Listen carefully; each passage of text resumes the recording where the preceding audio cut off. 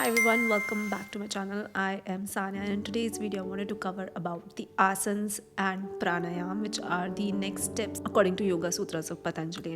In the last videos we covered about first two steps, which is yama and niyam, and all these steps are very important for us to reach to a higher meditation forms, and it is only possible when you have established all of these practices completely in your life. A lot of people out there start directly from meditation and then they suffer a lot because they're not able to meditate the way they want to, and they really don't know what is the meaning of meditation. So all the series that I've started right now according to the 8 limbs of Yoga Sutras of Patanjali, these are like guiding principles and guiding lights for your meditative journey and your higher spiritual path. According to Maharishi Patanjali, he claims that if you have perfected all these things, then there is nothing which can stop you from attaining liberation in life. So let's begin this video. And these 2 limbs of Ashtanga Yoga not only gives us mental clarity or physical fitness, but it also unlocks incredible siddhis and mystical powers. Maharishi Patanjali says this with caution that you don't have to pursue all these siddhis as a main goal of your meditation, but you have to have a purpose in your mind to reach to the highest state of meditation, which is Kaivalya, which we'll talk about in the later videos. But for now, these siddhis that I'm talking about are going to unfold itself in your life, and only when you're practicing it with dedication, that is when you'll be able to achieve all these things. So let's start with asana. So Patanjali describes asana in a very simplistic way. He doesn't talk about 100 asana that we do these days for our more flexible body or gaining some fitness. He only talks about just establishing one good fit asana for all of us, which is Sthir Sukh Asana. So according to Sutra 2.46, he says Sthir Sukh Asanam, which means asana is a posture which is of sthir in nature, which is steady in nature. Sukh means it's comfortable in nature, and asana is posture. So a perfect asana is something in which you're very comfortable. It's not lying down, of course. It's about sitting straight with your spine erect, so that all your chakras are aligned. We have energy centers in the body, and there is this prana which flows in our body, which is the life force, which we cannot really define in English, but the main word in Hindi is prana. Patanjali emphasizes specifically on the meditative aspect of this posture. He's not talking about the physical aspect of all these postures. He is majorly focused on just establishing ourselves in just one asana, so that we are able to maintain our meditative state for the longest period of time. For example, sitting in Sukh Asana or Padmasana can help us maintain our spine straight, and it allows prana or life force to flow freely through the energy channels. Now let's talk about the mystical power or the siddhi which is attached to it. So once you master this asana and you're able to sit in this posture for the longest period of time, the siddhi that you'll get is mentioned in Sutra 2.48, which states Tato Dvandvana Abhigatam, which means that once you have established yourself into the Sukh Asana for the longest period of time, you are now free from the dualities of life like heat and cold, pain and pleasure, and so on. And this mental stability is the first step towards your higher spiritual achievements.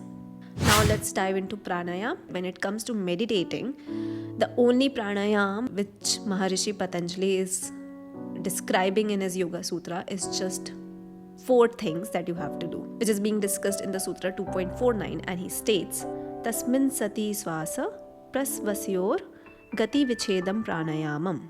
And this translates to pranayam is the regulation of inhalation and exhalation, which is achieved after mastering the asana.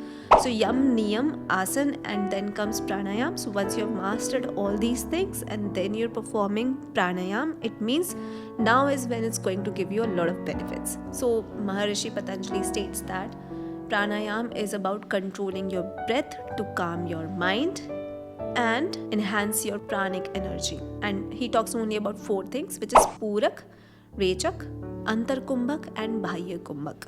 So what is Purak? Purak means inhalation. It's like deep inhaling the breath and filling your lungs completely, letting your diaphragm expand completely. So that is Purak. And Rechak means completely exhaling, which is controlled release of air from the lungs. Antarkumbhak, which is inhale and then hold for some time. And then he talks about Bahya Kumbhak, which means once you exhale completely, you have to retain or hold your breath for some time.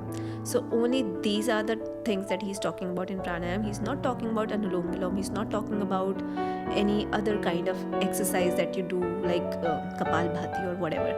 So all those things have their own specific agendas and they really help you in your physical health and also mental health. But this is something which is important for meditative aspects. Now let's talk about what is the specific siddhi which is attached to perfecting the pranayams after you have perfected the asana.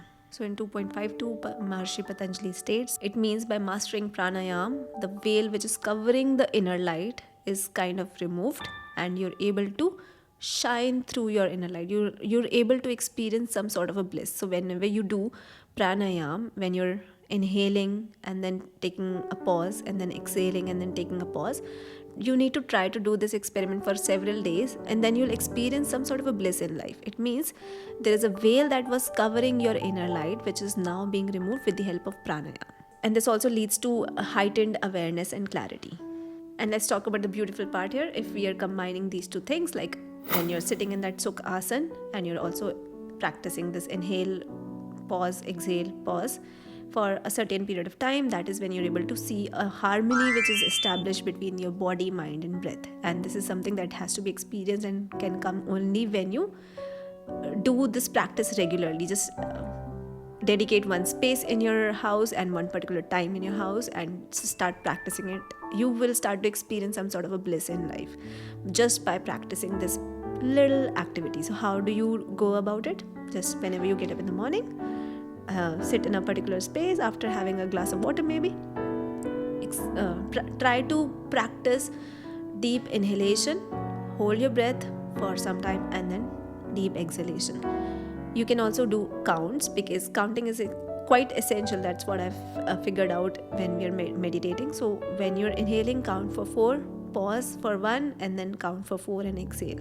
It's like inhale 1, 2, 3, 4, pause for 1 second, then exhale 1, 2, 3, 4, pause for 1 second, which is Bahya Kumbhak, and then inhale 1, 2, 3, 4.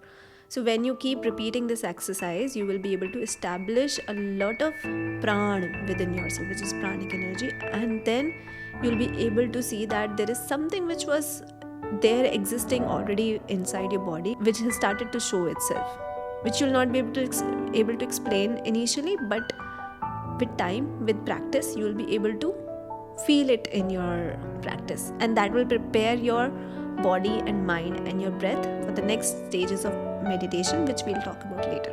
And always remember, consistency is the key. Start by practicing it for at least 10 minutes every day.